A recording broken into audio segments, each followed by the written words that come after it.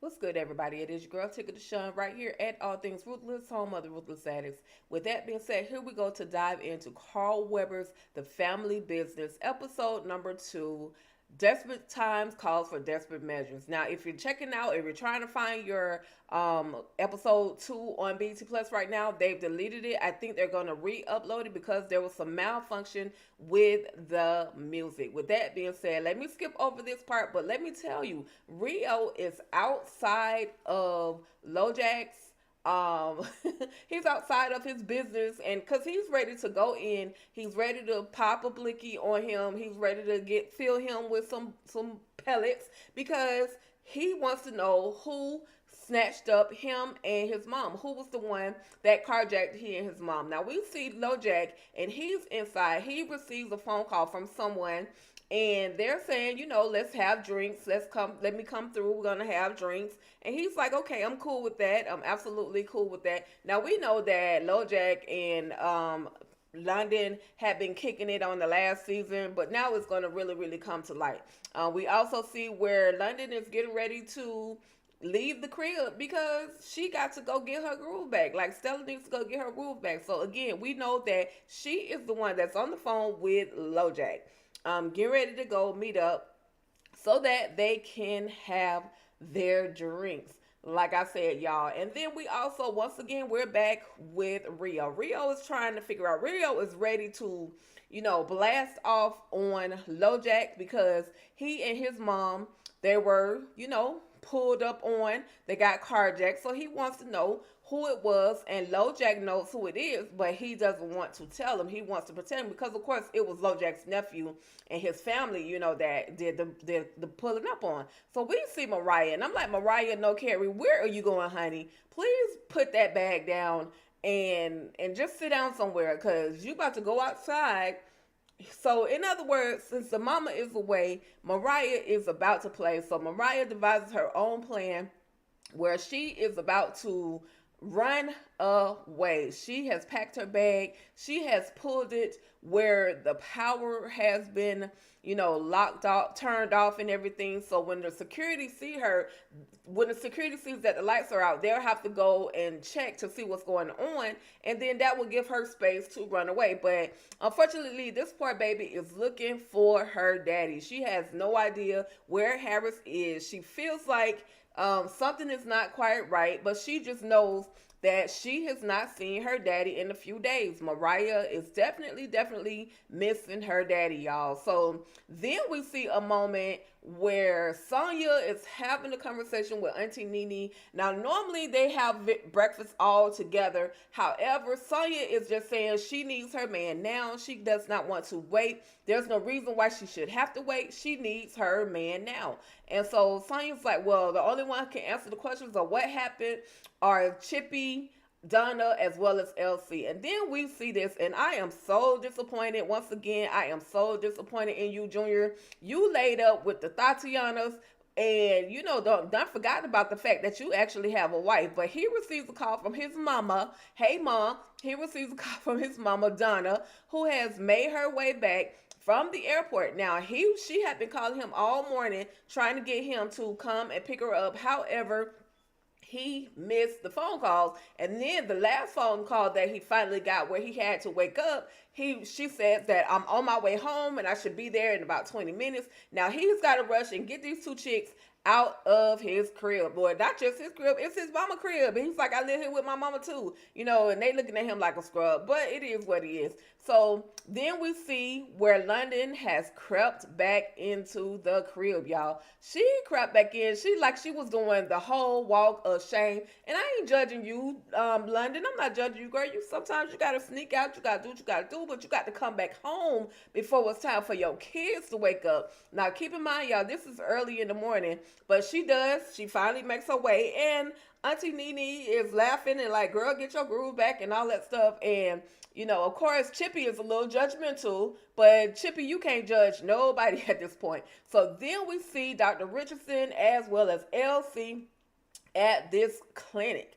And we see that LC is basically, he has planned to give Dr. Richardson her own practice, her own business. And he wants to give this to her because pretty much she saved his life. And he offered her $1 million, and then Vegas offered her that same $1 million, but she didn't want that $1 million. She said that she just wanted to make a difference. And that's what gave him the sign to go ahead and give her the business, because she pretty much saved him. And she talked him through some infidelity situations, and they're going to work on that along with exercise, okay? But then London goes upstairs into the bedroom of Mariah, and she sees that Mariah is gone. So Mariah done put a switcheroo on everybody. She has put pillows in place to make it look as if someone is actually in the bed when they're really not. So London goes downstairs and tells her mama Chippy and Auntie Nene and everybody that's down there, Mariah is gone. I don't know where she is. I don't know what happened. What is going on? So London receives a phone call from Harris's ex-girl or girlfriend, fiance, whatever you want to call a girlfriend. And she's like, well, your daughter came over here looking for Harris. You wouldn't happen to know where Harris is either, would you? And London was like, girl, that's not my problem. I'm just looking for my daughter. And so baby girl Mariah had been to the house, but then she ended up leaving out. Don't know where she is. Nobody know where she is at this time. So we get to see where Elsie and Dr. Richardson have come to the agreement. She is officially, it's her office. The staff will be back on Monday. So he said that he gave everybody a whole week off, but they will be back on Monday and ready to greet you. Girl, you got your own business by doing good. Now don't mess it up. And how's Orlando going to feel about this? Because you know Orlando just swore her all the way off. So anyway, we see where Vegas receives a phone call. Now, where Vegas coming from, I don't know. Vegas just be driving, y'all. Vegas, or Nevada, I'm sorry, y'all. It's Nevada. He just be driving. So anyway, Nevada receives a phone call. And of course, it's from Mariah, who has made her way. She has gotten off the train at the wrong stop, or she missed her stop, and now she is stuck in some place called DeSoto or something like that, y'all. She is stuck, and she's begging Nevada to come and pick her up. And of course, he's going to do it. Why would he leave her, out in the middle of nowhere? So anyway, y'all, Mariah, stay behind home the next time. You won't end up getting lost. Just go talk to your mama. Tell her how you feel. So anyway, we see Roman, and we see this other guy who is related to LoJack. And there he's saying, my mama is really scared for me. She wants me to get out of town. The Duncan family is nobody to be played with. So now I got to get out of town. But this guy is like, who is this Duncan family? So he looks her up looks up the name Duncan Motors on the internet, and he sees the picture of Chippy and LC Duncan. And now he's dang, but she don't look like she could be a gangster's wife. There's got to be some kind of mistake. Nah, bro, you better run too if you knew like I knew. So anyway, his auntie walks in, and she's saying that, your mama's at the hospital. Of course, his mama's at the hospital, but she's sleeping, and, she's resting. So while she's resting, I'm going to go ahead and come home and, get myself together, clean myself up, do what I got to do. And she's telling him that his mama needs about $25,000 for a transplant. And he's like, don't worry, auntie, I'm going to get the money. I'm going to get the money. How he plans on getting this money, y'all, I don't know. Hopefully he don't plan on scamming somebody, but we will see. Not almost last but not least, but next up we see where the Dixie twins, where LC and the guy Dixie whatever, he's a part of that family. He's coming to collect his $5 million.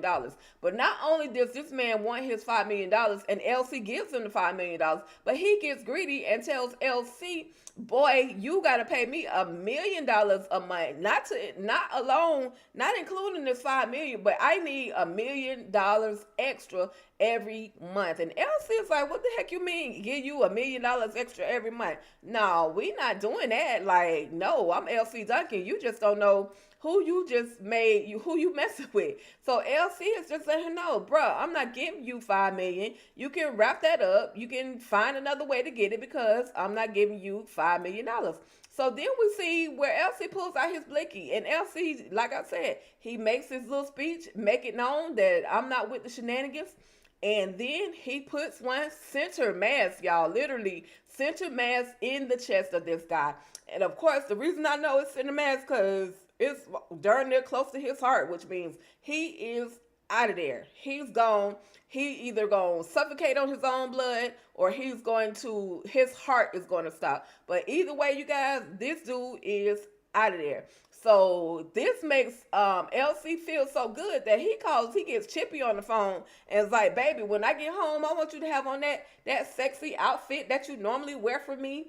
And I want you to meet me in the bedroom. There's a meeting in my bedroom. But keep in mind, y'all, in the very beginning of the episode, LC wasn't able to perform. Keep that in mind, okay? Keep that in mind. But y'all, that was the end of the episode. It's really going to go down on the third episode. I can see even more coming towards the third episode. Also, you guys, one thing I didn't mention, there's a moment where Orlando goes to visit Junior, and he talks to Junior because Orlando comes back into town, and he tells Junior, look, even regardless of all of that other stuff, you're still our brother. There's no love lost. But Junior's like, but they kept it from me and I'm freaking hurt. And he's so hurt and sweating and tearing and everything. But, at this point, y'all, I can't see Junior, really coming back to the family. I can't see it, especially with knowing that Donna is his mom, and Donna is a very manipulative individual. So I'm pretty sure she's going to have something else set up for Junior to do where it's after Duncans. He don't have to worry about being a part of the Duncans anymore. Yeah, he's going to be a Duncan. However, he's going to be ahead of something that is going to literally make him the man who he is supposed to be, y'all. Anyways, that was it, y'all. That was the end of episode 2. Again, just as I stated, if you watched the episode already and you noticed that there was some music or some audio missing, BET Plus, I do believe they are attempting to fix it, because when I went back to check it today, it looks like they took the episode down. So maybe by the end of the day, if not sooner, they will have the corrected audio and everything up for Family Business. It's a great series. I absolutely recommend, without a doubt, that you all check out Family Business by Carl Weber. Also, LaJill Hunt. Okay? All right, y'all. That's it. Thank you so much for tapping in, tuning in with your girl, Tika Deshawn, right here at All Things Ruthless, home of the Ruthless Addicts. If you're new to the channel, finding your girl for the first time, please hit that subscribe button, as well as that notification bell, so that you can receive reminders of all new content, okay? All right, y'all, that's about it. Thank you so much, and you already know, stay ruthless.